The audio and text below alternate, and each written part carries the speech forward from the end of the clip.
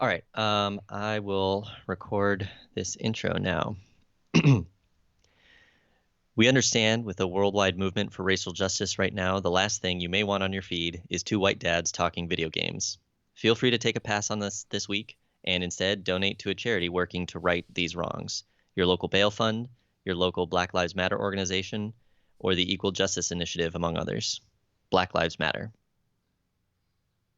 Cool. All right, so let's launch into the show. Yeah. Hello, welcome to 25 Cents, an Apple Arcade / video game podcast. I'm Chris. And I'm Nick. Each episode we'll be talking about the Apple Arcade games we've tried, what we keep going back to, and what we think might be great games on other platforms to check out if you've got kids. You can find us wherever you listen to podcasts or on the web at Goodstuff.fm.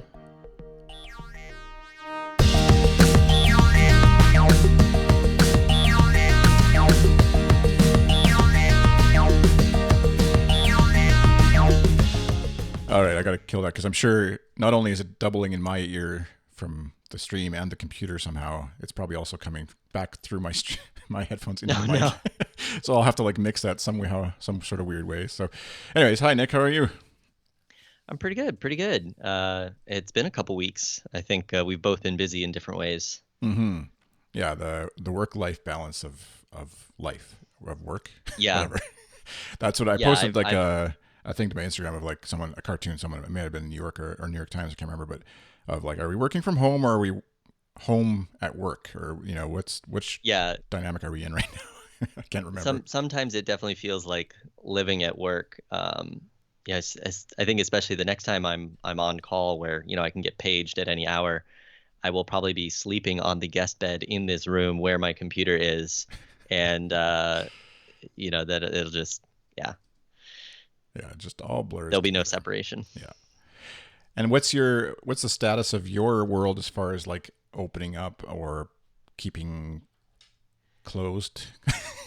Yeah, so our county was just approved for the state definition of phase 2, which means a few additional personal services like hair salons can open, and restaurants can go up to some small capacity, like 25%. I forget all the exact numbers, but you're still limited to gatherings of 5 people or fewer. And the state just recently announced a mandatory face coverings when in public, which I think is related to the fact that a couple of other counties in the state are having, significant outbreaks and are contributing to most of the numbers, while it's relatively suppressed in other parts of the state. So, it's kind of, we're keep monitoring that. There's been a lot of news on the school front. They kind of announced what possible things might be happening in the fall. And I think this week we have to fill out a form saying, whether we would do full remote no matter what, or, partial. And then I think they said it would only happen if the county reaches phase 4, and that seems improbable with the way things are going right now. So, yeah, I think we're mostly just focused on virtual summer school options at this point, and we'll get through the summer and see what happens after that. How are your kids doing with the end of the school year? Yeah, it's similar. Our school year ended on where are we here? Whatever day, last week, Friday I think was officially, and then it's kind of wrapping up Monday, Tuesday here, and so there's obviously the mixture of at their age anyways, a little bit of sadness over not getting that's done. They don't get to even say goodbye to their teacher and their friends and all that stuff. But our province, is opening up a bit, but still I'm at least feeling really nervous about what's going to happen here over the next couple of weeks, just because there are occasional outbreaks. Again, sort of like you with counties, but it's provinces. Like the next province over, Alberta, has a lot higher cases, and then people are obviously traveling back and forth between the two provinces, and things happen.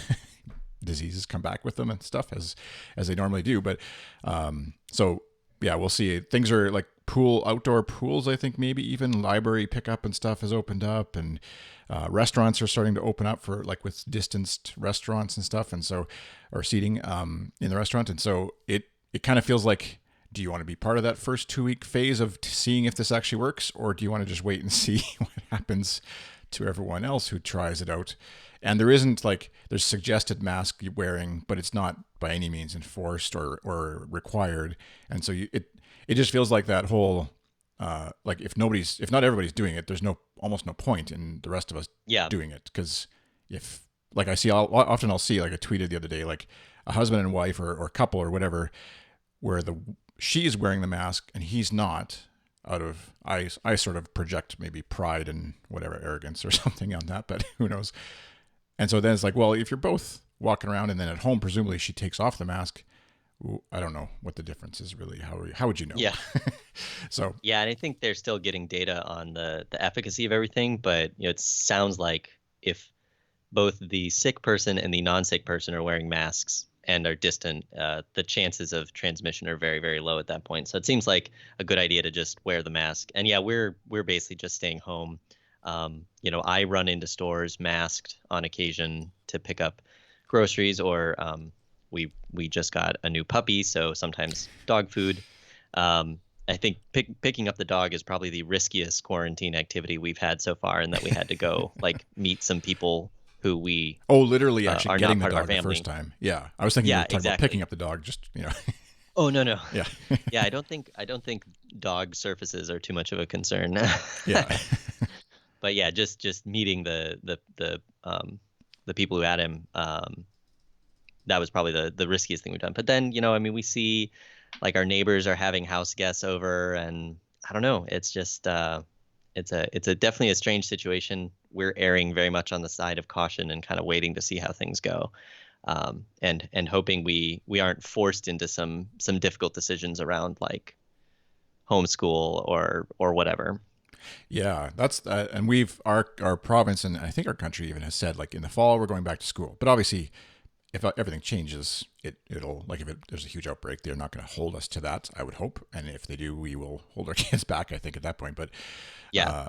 I don't think any of the teachers are too interested. The interesting thing in our, not to get too far down the political education whatever rabbit hole here, but our teachers actually were going on strike just before the pandemic hit. So their strike notice almost came basically within days of the everybody stay home notice. So effectively, their strike was kind of cut out from underneath them, which is disappointing for them, and I sympathize with them in that, obviously. But public health obviously takes priority. But Right. there's a theory going now, like, well, if we go back to school in the fall, then the teachers are just going to strike right away again because nothing got resolved, and we're still back to, even if the school technically would be on, we'll still have our kids at home with us because teachers are striking, and so it's kind of a double whammy that way. But we'll see what happens. We're actually going to go camping in a bit, and it was supposed to be like socially distanced campsites, even where you're like there's nobody beside you in either campsite. But that halfway through or sort of our time, it's supposed to open up to where they can allow full campsites, which doesn't. I mean, I don't know where you are, how campsites are. Like here, it's definitely like there's lots of space between us. I'm not too worried that way, but it's more like going and sharing a washroom, obviously, or showers or whatever, those kinds of things that you get a little sketchy and wondering what you should be and shouldn't be doing. So we'll see Yeah. how that goes. I haven't been camping in a while, but yeah, generally the campground would have like a tent space and a kind of probably a car parking space between each site, but then yeah, like a shared, outhouse or bathroom type facility for several campsites. And yeah, that would the shared bathroom, I think, seems like it might be, a chance of exposure, Yeah. especially if not everyone's been being good about masks and Well, whatnot. if you So have kids too, yeah. Anyway, yeah, speaking of kids, since this definitely is not a staying inside. yeah, Yeah. So not a we can camping we can stop podcast. worrying about the state of the world and think about our kids and video games. Yeah, a little more fun. It is. We haven't actually. We started doing like the Good Stuff podcast network, kind of like hosts getting together, chatting about how life is. It kind of just like fell off because I think we all kind of settled back into normal, whatever the new normal is, anyways, and haven't touched base in a long time. So, we got a chat from YouTube from somebody named Member Josa Membril says, "I love you, Nick." So there you go. Moving on to Kids Corner. Thanks, member. Listen. You've got some more virtual activities you're saying from science museums. We haven't touched into this too much here, but you guys probably have bigger Yeah, so facilities down there. we're members of our local science museum, which normally gets you like IMAX tickets and discounted attendance and like free guest passes and that kind of thing.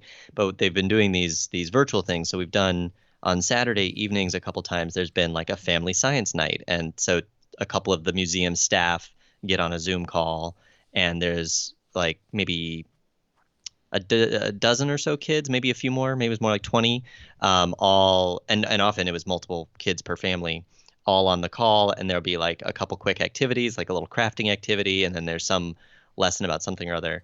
And then this week, my son has been, we signed up for, well, we had originally signed up for some in-person camps this summer back in like January or February, that he would have gone to the actual museum and done like a day camp. That obviously isn't happening, but they're doing a virtual camp where there's like a 2 hour Zoom call, and same kind of idea. There's some staff from the museum, and they talk about some things. They do some experiments and crafts, and do some of their presentations that they would have done in person. So it seems pretty cool. I mean, it's definitely something to keep uh, our little dude occupied Yeah. with something else during the summer. Yeah. Seems pretty cool so far from what I've listened in on, and it's relatively interactive, and you're seeing other kids. Obviously, they're not in person. You're not playing with them, Yeah. but I think there's some benefit there. Yeah, I don't know. The long term effects of this are going to be fascinating from a Yeah. sociological perspective, just in terms of the kind of experiences that kids are having these days that they never would have had to have until whatever, maybe in college or maybe high school or whatever, where they would have been doing a lot more, computer FaceTime type stuff. So, um, but yeah, we've watched some like zoo webcam streams and things like that as part of some of the younger kids. Anyways, their classwork was kind of a sign. But by this point, when it's Oh, nice that's out, a we're good idea. we're kind of like, well, you've been watching and staring at the screen for enough. Probably just because there's a really cool dolphin doing stuff. Maybe just go outside and find some bugs or whatever. Grab some binoculars and go bird watching or Yeah. something. We actually have that's a whole other, we have a robin's nest right underneath our deck that's the eggs just hatched actually. And so we're getting to see all that and hopefully not terrifying them Oh, too that's much cool. as we pound on our deck, making supper and things. Yeah. But the other one you'd mentioned was the itch.io. I think that's how you say it, or it's itch.io. I don't know but their video game bundle for racial justice and equality, which I bought as well, and they end up raising over $8 million as part of this. And it's a great, huge bundle of games, and then I think also some ebooks and just like content, basically. Yeah, there's like kind of game resources like related to making games and running games, as well as the games themselves. I think it was over 1,000 items. I haven't really dug into it. I know there were a few things that I already owned on various other platforms, which I mean obviously didn't care about that, Yeah, but I haven't really had a chance to look at some of the guides to look for sort of some targeted recommendations. I know there are some very like award-winning or critically acclaimed ones that I've never gotten around to playing that I now have that I would pick up, but I need to look for the ones that would probably be most compatible to playing with a kid. yeah, yeah. Well, with a 6-year-old specifically. Yeah, exactly. I know the ones that like sort of kind of grabbed me in terms of what I saw, they are probably the more premier titles, but they wouldn't be, I don't think, kid friendly. Is Overland, Night in the Woods, and Celeste. Celeste actually might be, although it has a bit of a storyline that probably is harder to follow. But Celeste is more like a 2D Mario, but like really hard, or much harder, anyways, than Mario would have been. Hmm. But it's a fun game to sort of play through, and you just like, it's much more in the vein of almost like Super Meat Boy, if you ever played that one, where it's just like you're gonna die a whole bunch of Yeah, times in I this level trying to get I through it, did. and that's okay. That's part of the game experience. I kind of like, I started playing it the first time. I was like, man, this is really hard. I don't know why I'm playing this. This is so frustrating. But then realizing that, like, yeah, you just kind of like, each level is just a big challenge to get through, and sort of working through that and figuring out the best way to jump and etc. through a level. So Yeah, that game difficulty is an interesting thing, and I mean probably a topic we could dig into even more in a future episode. But I feel like certainly some of the platformers that we would have had access to when we were our kids' age would have been very difficult, in part because you could only fit so much game on a little cartridge, so you had to make it challenging to get an appropriate amount of playtime out of it. And I think now there's kind of this sense, that I've certainly read in some of like on Twitter and game community stuff about whether kind of, is it important for games to be hard for hardness's sake, or should there be different modes either for accessibility for people who can't make certain quick moves with their controller or whatever, or for having just like a bigger kind of fan base to the game. The quote unquote casual player, which a lot of Apple Arcade games, at least, and Switch games as well, tend to appeal to that niche. But then I think there's kind of a crowd within the gaming community that's very much like, oh, I'm not going to touch those games. They're too easy. They're too simple, right? Yeah. And kind of that whole thing is kind of an interesting ongoing conversation in video games. And there are times where I want a hard game, but there are also times where I want to just like enjoy the story and not get stuck doing the same thing over and over and over again. Yeah, yeah. I forget what the term is, and maybe you know it. I know I heard it on a side quest, my buddy Dave's video game podcast once. It's like deathcore or something like that. Like basically where it's just like you're gonna die a whole bunch in this game, and that's the goal of the game is just to make it like insanely hard. And it's yeah, Yeah, I think it's harder than hardcore. I think is it Dark Souls is considered that, and some of the other games in that um, subgenre, I guess yeah. you'd call it. The one that I've heard a lot about before, but I only tried it one, like just played the first level of it, and this definitely would not be especially younger kid friendly. Is Overland, where it's kind of like they bill it as procedurally generated levels, so it's not like the same game every time, but you're basically like this post-apocalyptic world where you're trying to like survive and get away from the monsters, pick up friends, get gas for your car, and kind of this polygon, I think is the look style, animation style, or and it's just basically each little world is kind of just a little snapshot of a neighborhood or a street block, almost one section of a street, and you kind of have to make your way across it. And so if you're a fan of post-apocalyptic stuff or that kind of like little mini puzzles as you move through the world, it's another good one to try. And then Night at the Woods, I have no idea what it's about other than I heard tons of people raving about it, and it looks kind of fun and goofy. I suspect like a kid would see it and think that looks like fun, but I don't think it's a kid-friendly game. But I could be wrong. Yeah, I think isn't it like a horror like axe murderer kind of theme? Um, Yeah, I think I remember reading that, but yeah, the animation style looks very like a kid's cartoon, yeah. which is an interesting contrast. I think isn't Overland also one of the Apple Arcade launch games as well? Oh, was it in there? Maybe I. I think so. The little dog looked familiar. But yeah, I think it's interesting seeing some of these things Oh, it that, is. and I've noticed some games that were on Apple Arcade at launch are also available on Switch. Although usually like the Switch price is like $20, which is an interesting sort of price sensitivity tier thing. Yeah, yeah. That's the so going to the. Are we moving on to Switch Corner? Is that where I forget where we are. Oh yeah, I suppose we could. So what new games, if any, have you picked up or obviously Minecraft on the Switch is still a thing. Yeah, which actually hasn't been played at all, so that was a big waste. So, Oh no. but I think we'll probably loan it to a friend's family at some point here, and they can experience Minecraft at least, and not on the phone or whatever, and I actually play it with controllers and stuff. But so in terms of supporting people getting into Minecraft, but actually, and Minecraft actually just came out with a new Nether update that's quite popular amongst some of the folks in my family anyways who enjoy having more colors to build with. So that's my daughter has created her own house out of nether stuff that she couldn't do before, that she was very excited about.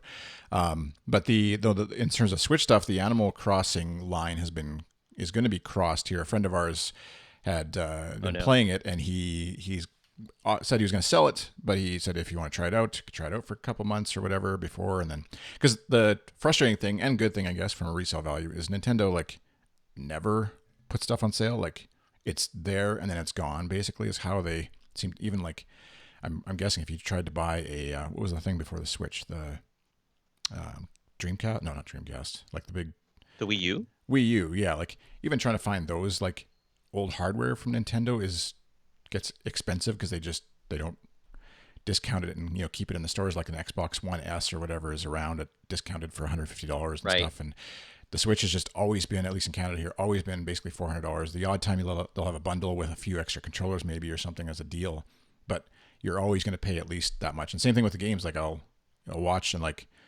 on in other genres like NHL or hockey or sports or whatever games, obviously they have seasons, and then when the end of the season comes, then you can get them for half price or less. But yeah, Super Mario, whatever it was called on the Switch, the new one is just always the same price, at least unless I'm missing some magic sale that happens with Nintendo. But so Animal Crossing, I know will be it's up here. It's about $80 Canadian. and so they're going to loan it to us. He's going to sell it if we don't like it, or we can buy it from him for I think $40 or whatever he's going to sell it to us for. So it feels. I asked him like, is this a drug that I'm exposing my kids to? Yeah, we're Is we're about to lose you to the island. Yeah, exactly. And I said, are you selling it because it's a drug that I'd then be subjecting my family to, and you're trying to like get rid of this drug? And he said, no, he bought a truck and is building a shed. So now, but he did play it 2 weeks straight. So we'll see what happens when we play that, and see what kind of effect it has on my kids. I have a feeling it's not going to be intense enough for the older two, like Fortnite. My oldest just picked up Star Wars Battlefront 2, which I know you'd probably dig. Getting to run around as various Star Wars. I know it's not Star Trek, but similar space. Well, Or are you an anti-Star Wars? I forget. no, no, no. Okay. I enjoy them both. I certainly Star Trek first, but in terms of available media, the set of good Star Trek video games is very small. Yeah. So I've played some really terrible ones. just to play them. I think I think some of the better ones were like really ancient, like, DOS and like Sinclair games that were made basically by fans in the sort of Star Trek dark ages in like the late 70s, early 80s, when there wasn't a lot of Star Trek, or maybe just the movies. And now we have a quite the glut of Star Trek. But yeah, I remember, I think the the Chris Pine reboot Star Trek video game for Xbox is like, has a terrible score on Rotten Tomatoes or whatever, or Metacritic or whatever, because it's just like a really bad game, for example.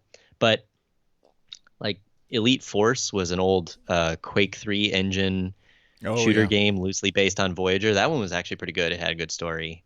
And the old Star Trek 25th anniversary point and click adventure game for DOS, and then later there was like a CD-ROM version with better audio. That was a really fun and challenging game with little missions with the original crew. Yeah. Um, I shouldn't have said the Star Trek word. Sorry if anybody's annoyed. oh Star yes, Trek. yeah. I should have known it would could trigger. hold forth for an entire semester class on that one. Sorry. It's all right. Putt. But yes, Star Wars. Actually, we just watched. I showed my son the trailer for the new. Was it Star Wars Squadrons? Yeah. I think. Which looks really cool. Not coming to any platforms that we currently have, because I think it's PC, Xbox, PlayStation 5 only. Yeah. Yeah. Yeah, it looks apparently like that came out just as, or the trailer was announced just as my son had picked up on a deal, the Star Wars Battlefront 2, and apparently someone was saying that, don't Google that game. Oh, I mean, the one that was in the chat. Yeah. No offense, but it's definitely not kid friendly. But yeah, apparently I saw someone tweet basically that the Squadrons is kind of like the best part of Star Wars Battlefront taken out and broken into its own game, which is exciting. We haven't got to that point where we're flying around, or my son hasn't anyways, flying around in spaceships yet, in X-Wings or whatever yet. But so that's encouraging, I guess, and we'll see. So yeah, and it looked like it had kind of a single player campaign that is reminiscent of the old X-Wing and TIE Fighter games, and I saved up my allowance to buy a flight stick to play the old X-Wing game. So I had like a heavy duty multi-button joystick just for that game, and then later I think Descent, if you played any of that series. Yeah. And yeah, so it certainly looks very appealing, but at the same time I think I have the old X-Wing game as like a DOS box game in Steam for like $1. So maybe I would just play that. Yeah. Obviously, graphics fidelity is a little different, but in terms of the gameplay, probably not that much different. Yeah. Yeah. So who knows? We'll see how that. We're still in the Switch though. I guess we're easily distracted these days. This episode as we catch up. Yeah. We have too much to talk about, too much to catch up on. What's on your Switch diet? Yeah, so we picked up Just Dance a couple weeks ago, because we were kind of thinking like, what are some good, more active games? And we always liked some of those old motion games for the Wii. And way back, my wife and I had Rock Band, and we played that a lot together. So yeah, it's pretty fun. Some of the dances are really challenging. It is definitely a game that would maybe cause us to buy more Joy-Cons, because we only have the 2, and every player needs one to do to pick up the hand movements. Like each player Yeah, needs and it's pretty. two, or like a full No, Joy-Con each set. player needs one. Okay, gotcha. But if all three of us were going to play, Yeah, we would need an additional one. yeah. Um, at least I don't. We have a pro controller, but I don't think you can wave that around for dancing purposes. Um, so I would say the music selection, and I'm sure this is just because I'm very out of touch, is a lot of stuff I don't know. Like even the stuff I'm currently listening to, like we just picked up like Lady Gaga's new album. It's quite good, but I don't think that's in there. There's a few things I know. The Old Town Road remix one is pretty funny because you're basically doing a line dance. Um, but then it's Ubisoft, so outside of the Nintendo ecosystem, you have to have an Just Dance Unlimited subscription. There's like a Mm. 1 month free trial, and that unlocks way more songs, and they like rotate over time. I don't know if we want another subscription in our life. We haven't decided if we like the game well enough yet, or we would get tired of the base song selection. The one thing that's frustrating, and I think this is maybe more a Switch problem than this particular game, but Switch has user profiles, but then when you have the game up, you're under one Switch profile, but every dancer needs a profile. But those profiles are tied to the Switch profile, and you can't like play as yourself. With You can't someone play else. as yourself under your Switch profile, right? Like Yeah, they're all under one. And also the unlimited subscription can only be tied to one Switch profile. So there's the multi-user support on Switch definitely gets in the way of some of these models, especially multiplayer games like this. Like it yeah, works great for single player progress, but yeah, definitely a limitation. And yeah. Apple has a lot of the same problems. Yeah, it's very. I find that stuff very frustrating because, and not just because my kids get annoyed at it. They actually don't really care too much. I'm more annoyed as like the whatever the analytical nerd who's like, no, but your Right, progress. Like my son plays with Star Wars with my other son.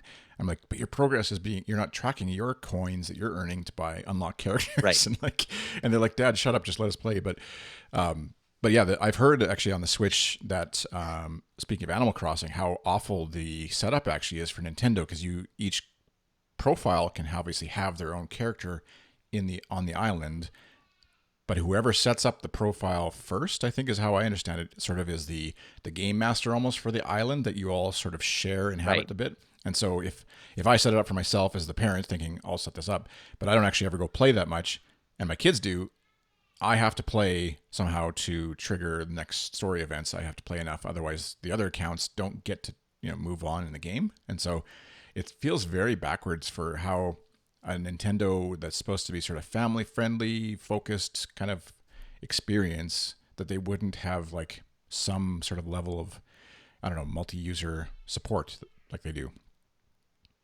Yeah, I don't understand what some of the technical limitations are. Obviously, some of it must have to do with the way they kind of, because you even have to like completely reboot a game to switch profiles. So like in some senses it's good, right? Like the game can't see every profile at once, but yeah, it's obviously from a design perspective, they picked some trade-offs, and it seems like it's not super friendly, especially towards families where you have a bunch of users. Yeah, If everyone has their own Switch and you're only playing online, then it seems yeah, it's like it would great. work better. And I feel like Apple has kind of a same attitude about, okay, you as a person have one iCloud account and multiple Apple devices, but the idea of like multiple users for a single device is just right out the window. Yeah, and it falls over too on the Xbox too. I know because they have multiple user accounts. You can log in as multiple, like yourself. You'd play as yourself if, like, saying shared Minecraft experience, but it's definitely tied to whoever initiated the game, much like the Switch does. And I guess Yeah. when you think about it, like on a computer, obviously, if I'm playing Fortnite on my computer,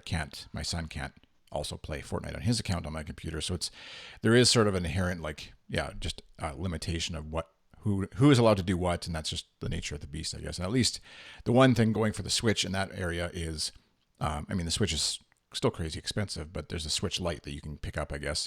That would be a second device that just can't hook up to a TV. That's a little cheaper, and so if you're really desperate to have your kids, it's cheaper than another iPad, I guess, is what I'm saying, and Yeah. compared to Apple. Yeah. And I know at least a few of the Animal Crossing hooked people that I interact with regularly have picked up Switch Lights as a second Switch in their home for that express purpose. Like Yeah, they needed two people to be able to play on the island at the same time, yeah, whether it's a kid or a or have their spouse. separate islands, or Yeah, yeah, exactly.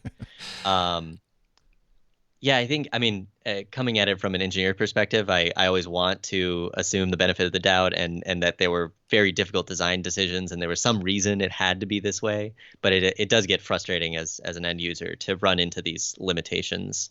Um, Yeah, especially as your kids, you're like, oh great, you can like interact on your islands together and share things or whatever. And they're like, no, you actually need your own Switch to do that. And it feels in that moment, it feels very like price gougey. Like, sorry, you can't all travel together in your new minivan.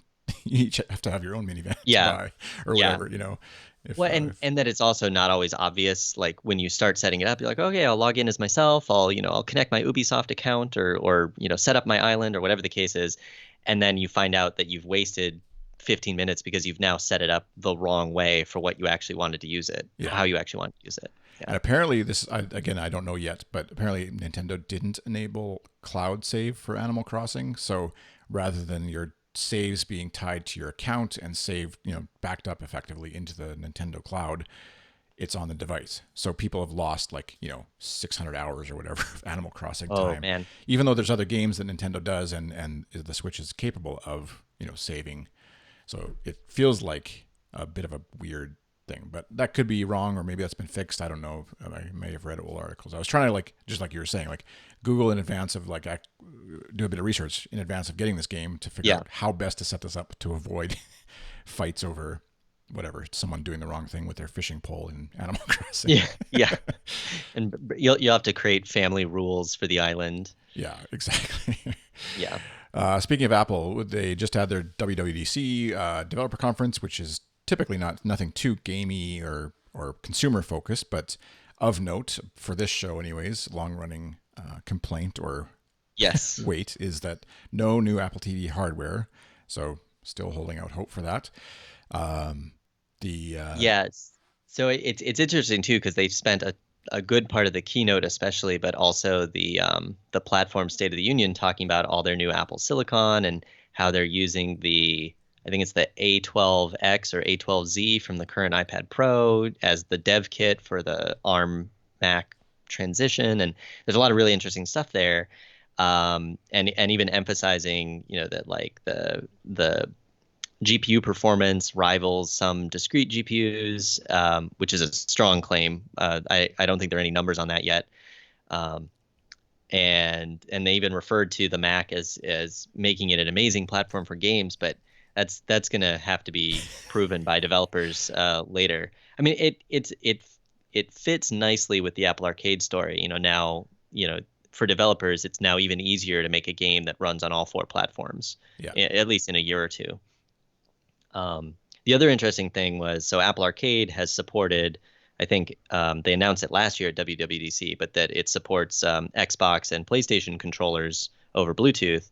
And they announced support for the Xbox Adaptive Controller, which if you've never seen it is a very interesting device, but it allows people with different kinds of disabilities to basically remap in whatever way works for them the buttons and sticks on an Xbox controller. And so now Apple Arcade will support that remapping, and you can hook it up to devices like some of the if you have very little mobility like quadriplegic or other situations, you can use like the bite sensors can be plugged into it, and different devices can be plugged into it and map to buttons, so you can play games even if you have different kinds of disabilities. And so now that'll be supported on Apple Arcade, which is a pretty cool change, and especially because Apple, I think, has always had this theme of accessibility with a lot of their stuff, especially in like with Siri features. yeah. Yeah, it was really cool that they did that, and I was just showing it on the stream too of how that controller works, and I think even outside of like accessibility for sure as a primary focus for that, but even just like I have to imagine there's possibilities with the kind of controller that it gives for like, I don't know, it looks almost like a DJ mixing pad of some sort that you could use, or some sort, or like for even for kids with learning and using different types of gaming mechanics and things like that. It would open up interesting possibilities, anyways, or hospital usage, or for seniors or whatever too, as well, that are Right. trying to play along with their grandkids or whatever. I can't imagine trying Yeah, to play maybe you think hockey, of but the the people who a standard controller works for hand-wise. Like Yeah. kids' hands are too small. Maybe you have like arthritis or something. Your older hands can't grasp it the same way anymore. It opens up a lot of possibilities there. That's true. Yeah. Yeah, and we'll see what happens with the Apple Silicon thing, as we alluded to earlier. Obviously, if the entire lineup of Mac computers is basically running on the same processor as the Apple processor as the iPads and iPhones, then in theory, like you said, the developing for that platform is much easier to hit all the various platforms, and hopefully the Apple TV follows along with that, which logically it would. But whether the developers care or not to do it is the next part, and Right. yeah, we'll see, I guess. Yeah, and we still don't really know how developers get into the Apple Arcade program, right? Like, Yeah. not just anyone can build for Apple Arcade yet. Yeah. What's Patty Pursuit? Is that a new game that you're? Yeah, Okay. so that one came out a couple weeks ago. I tried it. This is one of so Nickelodeon has had a few like licensed tie-in games for Apple Arcade. They must have had some deal. So this is a SpongeBob SquarePants platformer. I have never watched SpongeBob SquarePants. My awareness is limited to basically the memes that go around featuring clips from the show. But so it's an auto-run platformer, which makes it a little easier on touch devices. You're either running forward or backward, and you can tap to jump. And then as you go, you can kind of unlock different allies in the form of the other characters from the show, and they have different powers that will help you get to different sections of the level. So collecting everything in a given level requires running it multiple times with different combinations of characters. There's kind of like the goofy art style of the show. It seems fine. I don't think I'm gonna finish it. Like the couple levels I played, it's a pretty standard platformer. Some of the sections were a little annoying. Probably it gets more interesting as you keep going, but it not having any attachment to the characters does not make it appeal very strongly to me. Right. But if you like those characters, or if you like kind of a lot of careful jump timing type platformers, it could be pretty fun. And each level is a pretty short play, so you can drop in, play a level, and drop out. Yeah, and it looks like I remember that there was a Simpsons game this is years ago, but our Simpsons arcade game that came out, and it was kind of just fun to play because it was really colorful. The animation styling of the Simpsons, obviously, this kind of reminds me of that. It obviously in a SpongeBob and more modern take on it, but just kind of a fun world to be in visually and probably sonically as well in terms of the sounds and things of the show. And that's one show that we've managed to either, I don't know if this is for good or bad, but avoid with our kids too, where they've kind of been intrigued by it and they hear about it and they kind of watch an episode and then we're like, let's go over here, because I just don't.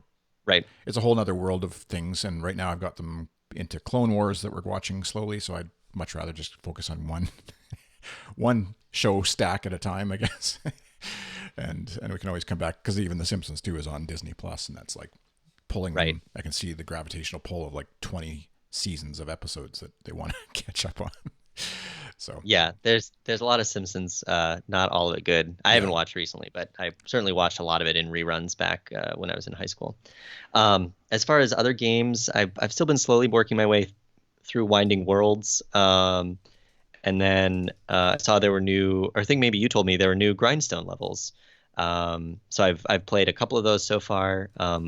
One of them was really challenging because basically every turn a new one of the different kinds of minions that like has a shield or shoots fire or whatever shows up. So like your screen fills up very quickly, so you have to clear the level very quickly. That was an interesting set of challenges. And I noticed on the level select screen, it looks like the What the Golf guy is trapped in the snow on the mountain. Yeah. I don't know if that's a reference or just chance. That's funny. But yeah, I still enjoy that game. It's probably been my favorite arcade game so far, and I'm glad that they keep updating it, which actually brings me to some feedback from my friend Andrew, who kind of has noticed, is wondering about that thing that we've discussed several episodes ago about these games that feel like they're just one snippet. Like when does more game show up? So he noted that Over the Alps just added a whole new storyline in their what they called version 2.0 just last week. But I had no idea about it. I had uninstalled the game after I finished it, and I'm obviously not, I guess I'm not following the developer on Twitter or no one else is talking about it. So I didn't even realize there was a whole new storyline to play. I think we covered that one. Which episode was that? Yeah, it is an interesting problem while you look that up, or if you want to. But Episode 10. yeah, of how developers would let you know if, assuming you're not like, I have to believe most Apple Arcade players are, let's say, kids or younger folks, anyways, with a lot more time to play games, families buying it for them or whatever, and they're not necessarily on social media. They're not going to get the emails from the developer that might, if you subscribe to a newsletter. And then if you're on a device with limited storage space, which my kids are anyways, because they have older devices, they don't keep the games. So then it is an interesting problem probably to try and figure out how to let people know once you've had them using your game in that case, how, because I don't think even if it gets uninstalled with whatever that feature is called on iOS, where it like saves space, if you haven't used it in a while, it'll remove the data from your phone but keep the save state. I don't think you get app updates, but maybe you do. I don't quote me on that, I guess. But Yeah, I'm not sure how that feature works. Yeah, I know. So like we have Tint installed on the family iPad, and it definitely sends a notification every once in a while, a push notification that there's new levels. But the app is still there, yeah, right? So in this case, I uninstalled Over the Alps. I had no idea, and I guess the idea is that I'm supposed to be going to the arcade tab in the App Store because I know they'll put games with new updates or games to go back to kind of on that splash screen. But I don't really ever browse the App Store. I'm basically only ever going to the App Store like when I am linked to it from somebody else, right? yeah, Um, Although with Apple Arcade, I do occasionally drop in to see like, are there any new games this week? But yeah, it's an interesting problem, and especially for developers who are wanting to continue to invest in a game. Like if they don't know how many people they're going to be able to get to play the next iteration, why would they put effort into adding new levels or new content? yeah. Yeah, exactly. And I can't remember on the Apple Arcade tab. I'm just looking at mine because now I'm unsubscribed, and so I don't have they don't have a continue where you left off thing like Netflix does, do they? For in that tab, because that would obviously be an easy way for them to just be like, hey, you play this game. Here's the level 2 has just been released or whatever, section if nothing else, where just like Netflix would tell you, like season 2 of whatever show you watched is now out because we know you watched season 1, so of course you'd want to watch season 2 kind of thing, and so. But they definitely are featuring the SpongeBob game is right there front and center for me to start playing if I resubscribe. And, Yeah, so mine has a continue playing section, right. but that appears to just be the last 3 Apple Arcade games I've played, which is Grindstone, Winding Worlds, and Legend of the Skyfish, all of which I still have installed. So Yeah. it's maybe not quite what you're kind of describing. Yeah. Yeah. That's an interesting problem for them. That's for sure. And I would assume that it's all under NDA, and so we'll never know what developers are actually dealing with. Now, I do see there's an upgraded with new features section, which tells me that there's a new assemble with care object. So my son will definitely enjoy that. The Over the Alps is mentioned there. I wonder if that's generic or if it's actually tied to your history, though. Because it might just be promotional stuff that developers can like vie for, or maybe they just the App Store. Yeah, a couple of these are games I've never installed. So Yeah. Might just be a like, here's all the new stuff recently collection or whatever. So yeah, so it's an interesting problem. Yeah, how does like I don't really want push notifications from Apple Arcade necessarily telling me that there are new levels, but at the same time they do tell me when there are new games, and that's been useful. yeah, So I think it's a fine line, and yeah, in terms of what's actually going on with the business, um, who knows, right? yeah. All right. Well, I think we went longer than our usual 20-30 minute episodes, but that's okay for catching up. But you can, we'll. I need to script my sign off because I always just try. I think I got this. I'll just riff it, and I need to learn my lesson that I always fumble the sign off. Some sort of nice way of cohesively wrapping up the episode. But yeah, because I'm trying to think. we'll be recording. Yeah, we can record in a couple weeks again, probably, if assuming all goes well. So, all right. Okay, so that's enough that's enough. See, just sounds like depressing. Like, I'm sorry I made you listen to this episode and we talked way too long, but yes, self-deprecating. Yeah, we can cut that all out. Yeah, I will. Well, that's enough. The Canadian sign off. Yeah, It's I'm that sorry. kind of day. It's fine. I'm sorry.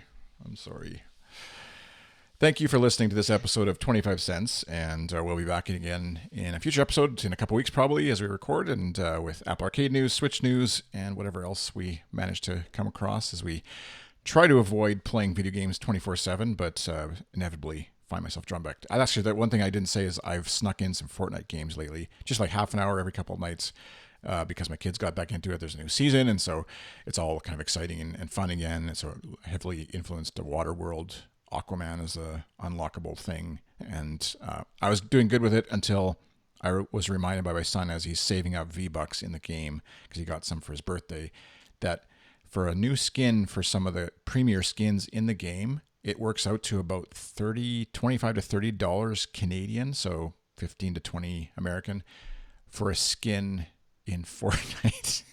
And something about that just... And those just go away after a season, right? Like they have no function in the game. They just make you look cool. Yeah, like you keep them on your character, on your account. Oh, okay. But they don't, you can't, maybe the appeal or the lure is that you can't buy them again later. And so then it's a very like status symbol. And so we were talking with my son about this, and my wife is just like, for $30 you could buy a shirt in real life that you can just wear. And like, it just kind of like, just that clashing of two worlds. That's just, I get buying stuff in game. I get that. Like it makes sense to me. It's more like the holy crap, that's $30 kind of thing that doesn't make sense to me, where it's more than a whole game. So we've said there's the battle pass thing you have to buy for $15 that allows you to unlock stuff, but then also allows you to buy things that you wouldn't otherwise get to buy. It's this whole like if they had a casino set up like this, you would say that's addicting and it's wrong and we should not be doing that, subjecting people to this. But somehow, because it's colorful Fortnite, it's all good. So, anyways, that's my little rant.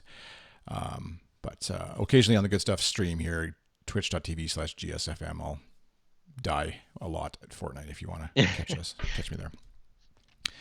All right. Nice. Well, thank you for listening to 25 Cents, our video game Apple Arcade podcast. You can find me on Twitter at iChris. And you can find me on Twitter and most everywhere else as Ultra Nerd. That's NURD. And you can find 25 Cents wherever you listen to podcasts. Be sure to check out the Good Stuff Patreon, patreon.com/goodstuff. And we'll see you again next time. Thanks for listening. Bye. Bye.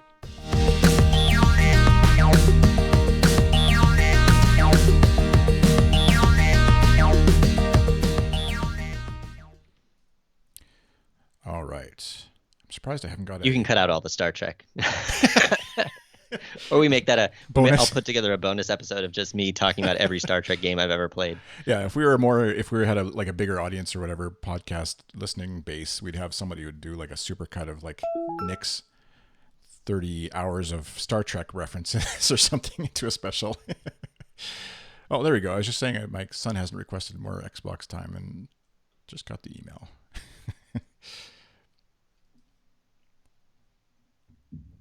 I'm curious. Because it lasts just an hour. Yeah, we have it locked to like an hour a day, which compared to his friends is we're like this totalitarian whatever dictatorship that's awful. Whereas, anyway, for his birthday he got to spend 3+ hours just binging with some friends on Fortnite in creative mode and stuff, and so they had a lot of fun there. But nice. I don't think he would have stopped at that point even. Which I mean, me as a 13-year-old or whatever, I wouldn't have stopped either if my parents just let me play all day Saturday or whatever. Yeah, I remember because my screen time was strict and we didn't even have the consoles. But I forget if I mentioned before, but like I had to highlight in the TV guide at the beginning of the week what I was going to watch. Like I had to commit ahead of time, and show that I was only going to hit my 6 or 7 hours for the week. Had to make some hard decisions. Yeah. Just that TV guide thing alone is like crazy now when you think about it. Like my kids have no idea what commercials are, like zero. And when My son, it's gotten to the point where like he kind of knows they are because like sometimes he'll get them on YouTube and he'll be like, oh, ad, and like because basically everything else we pay for as premium content in one yeah. way or another. Yeah, that's a whole other thing. Yeah. If we watch a sporting event like hockey or something occasionally, then it's like commercials come on, and our kids are just like all eyes are glued because it's like this different form of media that they don't ever see, and like they're just like entranced by. They'll totally stop watching the hockey game or whatever that they wanted to watch, and just only tune in when the commercials come on because it's like, don't skip this, don't skip it. Yeah. We want to know about tires, winter tires, or whatever. So Yeah, I think about some of the commercial, like maybe Super Bowl commercials in particular, but even just like jingles and stuff that are in my head forever. yeah. That I think that just won't have that kind of thing See, we in still the current get era. our kids get discovered local FM radio, and so then there is still a glut of jingles that because we actually just the other day we were driving past. I can't remember the name of the store now, but as soon as I saw it, I was like, "Hey guys, what's that?" And then right away they like instantly started singing the jingle for it. It was like that wasn't a mattress company, but it was something like that where it's like Yeah, nothing that it's not like anything kid friendly or focused at all, but just they had heard the jingle so many times. As soon as they saw a store name, they're like, "Oh yeah," right away. I did somehow. We got My son sings the jingle from Light Bright, like the Oh, 90s jingle, like Light Bright, Light Bright, but he'll do like different words to it. So apparently that's something that my wife and I have sung without really realizing it. But then I think back to like my dad, was definitely exposed to like 60s jingles for like different food. Like I remember the one for Fritos chips that my dad would like whistle, right. right? Just that stuff gets passed down. Yeah, It's very powerful. yeah, yeah, exactly. Anyway, All right, I'm going to turn off the stream. Thanks for watching. If you're out there, if Membrosia, I'm not sure if I'm probably not pronouncing that right. My apologies. But Membrejosa, I think it Membrosa, was. yeah, from Mexico. Thanks for stopping by. And whoever else might be watching or did watch or watching the replay, if you stuck around this long, thanks. You can Yeah, this is subscribe a on long one. the Oops. where Twitch and my Periscope. I think it goes out to as well. But yeah, Mixer actually that was the other interesting thing. Mixer just abruptly shutting down as a streaming service, and which doesn't have anything really to do with this show or the podcast really, but it is interesting how tied in on the Xbox. I don't know what it's like on a PlayStation. Definitely nothing on a Switch like that. But on Xbox, they basically reconfigured the whole dashboard to allow you to hit it 2 buttons and start streaming to Mixer from an Xbox. And so, never mind all the other stuff like paying Ninja $25 million a year or whatever to stream Right. Fortnite on the platform. Their entire dashboard system for their Xbox console was built around this idea too of streaming to Mixer. And so I haven't seen any updates yet on the platform on the Xbox itself as far as like now going to Facebook gaming or whatever. But yeah, it's crazy. I thought they were kind of gearing up with a really good platform for being able to just enable anybody to stream, and they'd support it with obviously maybe eventually having Mixer Pro or whatever Yeah. where you'd be able to earn money off of it and stuff like that. But obviously the platform wasn't growing fast enough for them, so it's done. Yeah, it's interesting to see why. Yeah, how long do you invest in something like that to build it out versus, no, this just isn't working. There's the competitors already have something better. Yeah. All right. Thanks for watching, everybody. See you later.